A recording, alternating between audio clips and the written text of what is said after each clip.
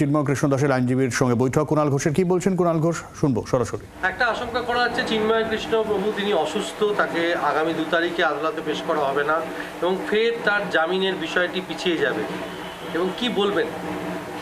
আমরা পিছিয়ে যাওয়ার জন্য তো চাই না, আমরা চাই শুনানি হোক, কিন্তু আনফোরসিন সার্কামস্ট্যান্সেস থাকে। তো জজ সাহেব ওদিন ছিল, না থাকলে কি হবে? যদি জজ সাহেব ওদিন না থাকে, এখন তো বলতে পারছেন যদি জজ সাহেব থাকে তো এক কথা, জজ সাহেব যদি ওদিন না থাকে, উনি অ্যাবসেন্ট থাকে। কিন্তু বলা হচ্ছে যে চিন্ময় কৃষ্ণ প্রভু অসুস্থ জেলের মধ্যে, হ্যাঁ, সেখান থেকে এটা কি নতুন কৌশল আবার মেয়াদ বাড়ানোর, জেলবন্দি থাকার মেয়াদ? এটা আমার পক্ষে এখানে থেকে বসে এই কথাগুলো বলা সহজ না, যেহেতু আমি নিজে দেখি নাই। আপনি কি আশঙ্কা করছেন? আমার যাওয়ার ইচ্ছা, আমি আগেও বলেছি। 31 তারিখে কবে যাবে দেখি, এখন চিন্তা ভাবনা করি, আরো চিন্তা ভাবনা আছে। 2 তারিখ আপনার যাওয়ার কথা ছিল, যেতে পারলেন না? না, আমার ওই সমস্ত আমার একটা শারীরিক প্রবলেমের কারণে আমি রয়ে গেছি। আপনি কি যাবেন 2 তারিখে? আমার যাওয়ার ইচ্ছা আছে। বাংলাদেশে আজকে ছাত্র শিবিরের জমায়েত ডাকা হয়েছে, ঢাকা না দিল্লি, এই স্লোগান উঠছে সেই জমায়েত থেকে। কি আশা করেন? ছাত্ররাই কোটা বিরোধী আন্দোলন করে সরকারকে ফেলে দিয়েছিল, তারপরে আবার তারা এখন নতুন বাংলাদেশ গড়ার কথা বলছে। আজকে জমায়েতের ডাক দেওয়া হয়েছে, ঢাকা না দিল্লি এই স্লোগান তুলে, কি বলবেন? এটা ছাড়াও ওরা তো ওই যে কিছু আমাদের বিসিএস ক্যাডারের পরীক্ষা হয়েছিল, সেখানে কিছু হিন্দু সিলেক্টেড হয়ে গেছিল। সমস্ত হিন্দু মানে সিলেক্টেড হিন্দুদেরকে বাদ দেওয়া হয়েছে। এটা আনকনস্টিটিউশনাল। কীভাবে এরা বাদ দিয়ে দিল দেখেন তো, এটা একটা দুঃখজনক। আজকে ছাত্র শিবিরের ডাকটা নিয়ে কি বলবেন? ঢাকা না দিল্লি এই স্লোগান তুলে ডাক।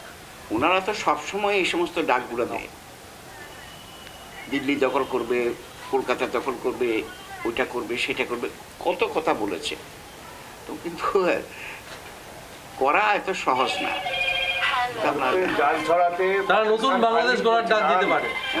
নতুন বাংলাদেশ ডাক দিচ্ছে, কি বলবেন? নতুন বাংলাদেশ যদি করার ডাক দেয়, কনস্টিটিউশন কোথায়? কনস্টিটিউশন তো না, এখন আছে, এখন তো অ্যাব্রোগেট হয়নি এই কনস্টিটিউশন। এই কনস্টিটিউশন থাকাকালীন সময়ে ওনারা তো কিছুই করতে পারেন না। আর নতুন গভর্নমেন্ট, এটা তো নতুন গভর্নমেন্ট না, আমি মনে করি it is not elected government, এটা একটা অ্যাডিংটারিম গভর্নমেন্ট। আর অ্যাডিংটারিম গভর্নমেন্ট এটা করতে পারে না as per law. There is no ল।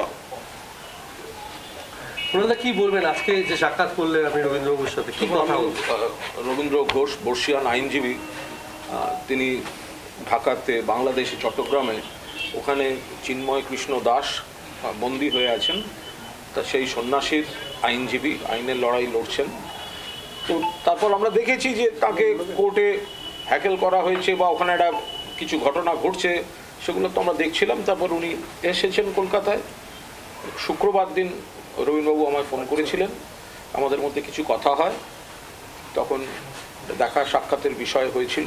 ওনার শরীরের অবস্থা ঠিক নেই, সেই কারণেই আমি এখানে ওনার সঙ্গে সৌজন্য সাক্ষাতে এসেছি। উনি মূল যে বিষয়টা, সেটা হচ্ছে বাংলাদেশ মানেই তো ভারতের শত্রু নয়। বাংলাদেশে বহু মানুষ আছেন যারা ভারত বাংলাদেশ মৈত্রী চান। বাংলাদেশে বহু মানুষ আছেন যারা দুই বাংলার নারীর টানটাকে স্বীকার করেন। কিন্তু কিছু অশুভ শক্তি কিছু ঘটনা ঘটাচ্ছে। আমি ওনাকে বললাম যে দেখুন, আমাদের মুখ্যমন্ত্রী মাননীয় মমতা বন্দ্যোপাধ্যায় একটা জিনিস খুব পরিষ্কার করে বলে দিয়েছেন যে আমরা একটা পশ্চিমবঙ্গ একটা রাজ্য আর বাংলাদেশ একটা রাষ্ট্র। ফলে পশ্চিমবঙ্গ সরকারের তো বাংলাদেশে কিছু করণীয় নেই, করতে হবে কেন্দ্রীয় সরকারকে। এবং মমতা বন্দ্যোপাধ্যায় ক্লিয়ার করে দিয়েছেন যে কেন্দ্র যা আন্তর্জাতিক ইস্যুতে বক্তব্য রাখবে বা কোনো পদক্ষেপ নেবে, সেটা রাজ্য সরকার সমর্থন করবে। তো ফলে এই ব্যাপারে যা করণীয় আছে সেগুলো কেন্দ্রীয় সরকারকে করতে হবে। কিন্তু মমতা বন্দ্যোপাধ্যায় মাননীয় মুখ্যমন্ত্রী এই প্রসঙ্গে যে যে স্টেটমেন্ট করেছেন, যে যে অবজারভেশন দিয়েছেন, সেগুলো ওনার ভালো লেগেছে বলে মাননীয় সুপ্রিম কোর্টের ওখানকার আইনজীবী রবীন্দ্রবাবু সেটা জানিয়েছেন। এবং সেই জন্যই তিনি মমতা বন্দ্যোপাধ্যায়কে ধন্যবাদ জানাতে বলেছেন এবং উনি কিছু ইচ্ছা প্রকাশ করেছেন। তো সেটা তো আলাদা বিষয়। নম্বর সেটা উনি বলেছেন ওনার বক্তব্য। কি বললেন তাহলে? কথা বলবেন? দেখুন, আমি শুনেছি উনি মমতা বন্দ্যোপাধ্যায় মাননীয় মুখ্যমন্ত্রী যেখানে বাংলাদেশের ইস্যুতে আমাদের রাজ্য থেকে কিছু করণীয় নেই, রাজ্য থেকে করণীয় নেই, এটা করতে হবে কেন্দ্রকে। এবার দেখুন, মমতা বন্দ্যোপাধ্যায় তো স্ট্যান্ডটা ক্লিয়ার করে দিয়েছেন যে এটা আলাদা রাষ্ট্র, ইন্টারন্যাশনাল ইস্যু, তো করতে হবে কেন্দ্রকে। এবার রবীনবাবু প্রধানমন্ত্রীকে চিঠি দিয়েছেন, কোনো উত্তর পাননি, এবার তার উত্তর পাননি। ফলে আমরাও তো একটা বিস্মিত যে বাংলাদেশে যে এই সংখ্যালঘুদের উপর হামলা বলুন, নির্যাতন বলুন, বা মানবাধিকার লঙ্ঘন বলুন, বা এই ধরনের কাণ্ড কারখানা, লাগাতার প্ররোচনামূলক সংলাপ, বিনা বিচারে একজন আটক, তো এগুলো তো পশ্চিমবঙ্গ সরকার করতে পারবেন না কিছু। তো বাংলাদেশের উপর যদি চাপ দিতে হয়, বাংলাদেশকে যদি কমিউনিকেট করতে হয় কেন্দ্রীয় সরকার, সেটা রবীনবাবু একমত। কিন্তু উনি তো এই রাজ্যে এসছেন এবং এখানে তার ছেলে 30 বছরের উপর বাসিন্দা, এখানকার নাগরিক, উনি তো আসেনি। এবং তিনি এখানকার মানে এখানে একজন বাংলাদেশের বর্ষিয়ান সুপ্রিম কোর্টের আইনজীবী হিসাবে মুখ্যমন্ত্রীর সাক্ষাৎ পাচ্ছি, সেটা তো হতেই পারে। না না, এর মধ্যে কোথাও কোনো অস্বাভাবিকতা নেই। ওনার মানে ছেলের মানে ছোটবেলা থেকে এখানে আছে, ভারতবর্ষের নাগরিক, এখানকার নাগরিক, এবং তারা এখানে থাকেন। আর উনি বাংলাদেশের নাগরিক, বৈধ পাসপোর্ট, ভিসা, তিনি এখানে এসছেন এবং প্রতি বছর আসেন। ফলে সেটা নিয়ে তো কোনো আলাদা কোনো বক্তব্য কোথাও কিছু নেই।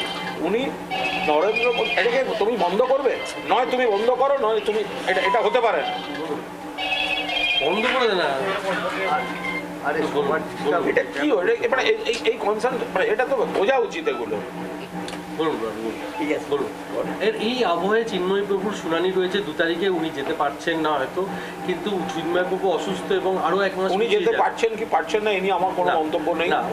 আমার বক্তব্য হচ্ছে আবার আশঙ্কা রয়েছে উনি আবার জেলবন্দি থাকার মেয়াদ বাড়বে। আমার বক্তব্য হচ্ছে আমরা বাংলাদেশের কিছু উদ্বেগজনক ঘটনায় চিন্তিত হতে পারি, কিন্তু পশ্চিমবঙ্গ থেকে সরাসরি কিছু করার নেই, কারণ বাংলাদেশে তো রাজ্য পুলিশ গিয়ে কিছু করতে পারবে না।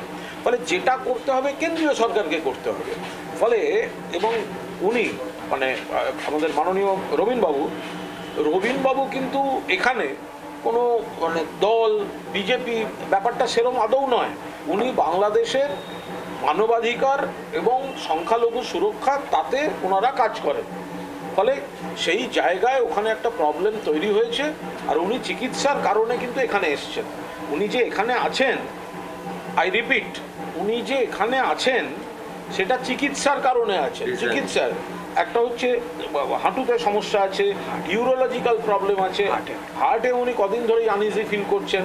ফলে উনি সেই জায়গাটায় রয়েছেন। আমাদের একটা পরিষ্কার বক্তব্য, ওনার মমতা বন্দ্যোপাধ্যায় যেটা কমিউনিকেশন, সেটা উনি জানেন যে মমতা বন্দ্যোপাধ্যায় বারবার বলে দিচ্ছেন যে আমরা উদ্বিগ্ন, আমাদের খারাপ লাগছে, বাট আমরা তো আলাদা রাষ্ট্রে কিছু করতে পারি না, এটা করতে হবে কেন্দ্রীয় সরকারকে, কেন্দ্র যা করবে আমরা সেটা সাপোর্ট করব। এই সাপোর্ট করার প্রশ্নে ধরুন উনি চিঠি দিচ্ছেন প্রধানমন্ত্রীকে, তাহলে বিজেপি নেতারা এ রাজ্যে এত কথা, এত লাফালাফি, ওনার সঙ্গে দেখা করতে আসা, তো তাহলে সেটা কেন্দ্রীয় সরকার, প্রধানমন্ত্রী ওনাকে উত্তর দিয়ে সেই ব্যবস্থাটাও তো অন্তত করতে পারেন যে একটা কি করা যেতে পারে। আমরা মাঝখানে 2টো সংস্থা থেকে মিছিল করেছি, রাজ্যপালকে দিয়ে কেন্দ্রের কাছে চিঠি পাঠিয়েছি, রাজ্যপালও কিন্তু কেন্দ্রকে চিঠি পাঠিয়েছেন। রাজ্যপাল এ রাজ্যের ডক্টর সিভি আনন্দ বোস, উনি কিন্তু আমাদের ডেপুটেশন ফরওয়ার্ড করে আবার পাঠিয়েছেন কেন্দ্রকে, কিন্তু কেন্দ্রর কাছ থেকে এমন কোনো সদিচ্ছা বা কোনো কিছু পাওয়া যাচ্ছে না। বন্ধ করুন, কি করছেন আপনি? বলছেন শান্ত করতে, আপনি তারপরে আপনি চলে যান, আপনি উঠে যান, আপনি উঠে চলে যান, এটা হতে পারে না। উনি আজকে বলেছেন যে মানবাধিকার রক্ষার জন্য এই রাজ্যের সঙ্গে তিনি কাজ করতে চান, আপনি ওই সুইচটা অফ করুন, রাজ্য সরকারকে জানাতে চান। এই বিষয়টা নিয়ে কি কথা হলো মানবাধিকার রক্ষা নিয়ে? উনি তো মানবাধিকার রক্ষা নিয়ে কাজ করেন, উনি মানবাধিকার রক্ষা উনি নিয়ে সকলকে জানাচ্ছেন। রবীনবাবু বোঝার চেষ্টা করুন, রবীনবাবু বাংলা ভাষী, কলকাতার সঙ্গে নারীর টান, কলকাতায় রেগুলার আসেন, কলকাতায় ওনার পরিবার থাকে, উনি তাই এসেছেন এবং একটা সিরিয়াস চিকিৎসার ব্যাপার চলছে। ফলে এখানে তিনি নিশ্চিতভাবে রাজ্যের মাননীয় মুখ্যমন্ত্রী সহ, উনি তো দিল্লির প্রধানমন্ত্রীকেও চিঠি দিয়েছেন যে ওখানে এই মানবাধিকার লঙ্ঘিত হচ্ছে, সেটা আপনারা দেখুন।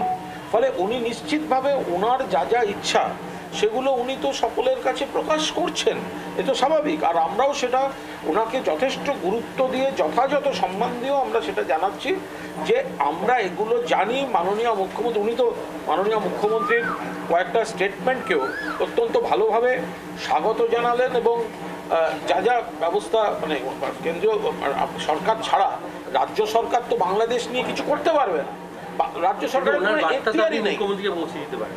আর মুখ্যমন্ত্রী উনি যা ইচ্ছা প্রকাশ করেছেন তাতে আমার যা করণীয় আমি শুনেছি, সেটা বাকিটা আমাকে আর এখানে আমি নিশ্চয়ই সে নিয়ে কোনো আলোচনা করবো না। ঠিক আছে, ওনার যেটা প্রবলেম চিন্ময়বাবুকে নিয়ে তো সারা পৃথিবী জুড়ে আন্দোলন হচ্ছে। একটা জিনিস আশঙ্কা করা যে জেলে উনি অসুস্থ হয়ে পড়েছেন, এইসব বলে আবার মেয়াদ বাড়ানো হতে পারে। এটা নিয়ে আপনার না, এটা নিয়ে আমি মন্তব্য কিভাবে করব? আমরা সবাই চাই চিন্ময় কৃষ্ণ প্রভু যিনি আটকে আছেন, কার্যত বিনা বিচারে আটকে আছেন, তিনি দ্রুত মুক্তি পান, এটা আমরা সবাই চাই। কিন্তু এরপর বাংলাদেশের কি টেকনিক্যাল ব্যাপার সেটা আমরা মন্তব্য করতে পারি না, যেটার গভীর ব্যাপারগুলো উনি জানেন। আমরা যেটা বলতে পারি যে এই বিষয়ে এই যে বিনা বিচারে আটক, হামলা, প্ররোচনা, বিভিন্ন ধরনের স্টেটমেন্ট, এগুলো আজকের মিডিয়া এবং সোশ্যাল মিডিয়ার যুগে এগুলো এপার বাংলা বা ভারতবর্ষের নাগরিকদেরও আবেগে আঘাত করছে। এটা থামাতে পারে কেন্দ্রীয় সরকার। ফলে অ্যাকচুয়ালি এফেক্টিভ স্টেপটা কেন্দ্রীয় সরকারকেই নিতে হবে। আমরা মুক্তি চাইতে পারি, কিন্তু আমরা মুক্তি চেয়ে করবো কি? উনি কোর্টে যেতে গেলেন, ওনাকে হ্যাকেল করে দেওয়া হলো। করা হলো। তো ফলে আবার একটা আশঙ্কা রয়েছে উনি গেলে আবার উনি যাওয়ার প্রস্তুতি রেখেছেন, কিন্তু আমার মনে হচ্ছে ওনার শারীরিক যে বিষয়টা ওটা যথেষ্ট গুরুত্বের। ফলে উনি সিদ্ধান্ত নিন কি করবেন, কিন্তু একদিন না একদিন তো যাবে, ওনার নিরাপত্তা নিয়ে তো প্রশ্ন। এই নিয়ে আমি এখন কোনো একটি মন্তব্যও করব না, এটা আমার মন্তব্যের এখতিয়ারও পড়বে না। আমি শুধু বর্ষিয়ান মানুষটি ওখানে একটা আইনি লড়াই দিয়েছেন, গণতন্ত্রের পক্ষে লড়াই দিয়েছেন, হ্যাকেলড হয়েছেন, কলকাতায় এসছেন, ফোন করে কথা বলেছেন, দেখা করতে চেয়েছেন, আমি সেই দেখা করতে এসেছি। পশ্চিমবঙ্গ সরকার, মাননীয় মুখ্যমন্ত্রী যে পরিষ্কারভাবে বলে দিয়েছেন যে আমরাও ব্যথিত, উদ্বিগ্ন, কিন্তু আমাদের কিছু সাংবিধানিকভাবে করার নেই, করতে হবে কেন্দ্রকে, কিন্তু কেন্দ্র যা করবে আমরা সমর্থন করব। কিন্তু কেন্দ্র কিছু তো করুক, সেই জিনিসটাই আবার দেখা যাচ্ছে। ওনারা যখন সাহায্য চাইছেন, যাদের করার কথা, কেন্দ্রীয় সরকার নরেন্দ্র মোদীকে উনি চিঠি দিয়েছেন, তাহলে নরেন্দ্র মোদী যখন জানেন ওনারা হিন্দুত্বের কথা বলবেন, ওনারা চিন্ময় কৃষ্ণ প্রভুর গ্রেপ্তারি নিয়ে বলবেন, আর তার আইনজীবী যখন চিঠি দিচ্ছেন তার একটা উত্তর দেবেন না, বা তার কোনো দূত আসবেন না, বা তার কোনো প্রতিনিধি এসে ওনার সঙ্গে আইনি ব্যাপারটা দেখবেন না। উনি তো সুপ্রিম কোর্টের, উনিও তো কেন্দ্রীয় সরকার যদি কোনো সদিচ্ছা থাকে যে বাংলাদেশে কোন কোন জায়গায় আপনাদের আইনি হেল্প দরকার, এই পরামর্শটা তো উনিও দিতে পারেন, যে ওনারা কিভাবে চাইছেন, টেকনিক্যাল ব্যাপারগুলো তো উনিও জানবেন। উনি তো বাংলাদেশের সুপ্রিম কোর্টের লয়ার, কিন্তু সেই সাহায্যটাও তো কেন্দ্রীয় সরকার থেকে পাচ্ছেন না। তবে এরকম গোটা বিষয়টা, এটা কোনো উপসংহারমূলক তো কোনো মিটিং হতে পারে না, কারণ আমাদের কোনো এখতিয়ারই নেই। তো সেই জায়গায় দাঁড়িয়ে আমি ওনার কাছ থেকে যেগুলো শুনেছি, কিন্তু আমার মনে হয়েছে সব থেকে প্রায়োরিটি আপাতত ওনার সুস্থ থাকাটা প্রায়োরিটি।